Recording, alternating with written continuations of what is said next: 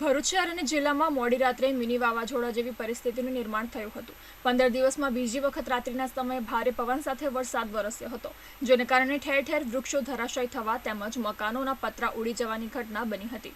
ભરૂચ જિલ્લામાં 40 કિલોમીટર પ્રતિ કલાકની ઝડપે ફૂંકાયેલા પવનના કારણે અનેક સ્થળોએ વૃક્ષ ધરાશાયી થઈ ગયા હતા, તો બીજી તરફ વીજ પુરવઠો પણ ખોરવાયો હતો। ભરૂચ જિલ્લામાં રાત્રિના સમયે વરસાદના તાલુકાવાર આંકડા પર નજર કરીએ તો અંકલેશ્વરમાં 6 મિલીમીટર, આમોદમાં 4, જંબુસરમાં 3 મિલીમીટર, જોગડિયામાં 18, નેત્રંગમાં 1 મિલીમીટર, ભરૂચમાં 16 મિલીમીટર, વાગરામાં 19 મિલીમીટર અને હાંસોટમાં 20 મિલીમીટર વરસાદ નોંધાયો હતો। હવામાન વિભાગે કરેલી આગાહી મુજબ જ રાત્રિના સમયે એકાએક વાતાવરણમાં પલટો આવ્યો હતો અને વરસાદ વરસ્યો હતો, જેને કારણે વાતાવરણમાં ઠંડક કરી હતી, તો બીજી તરફ જ ખેતીના પાકને વ્યાપક નુકસાનીની શક્યતા દર્શાવવામાં આવી રહી છે।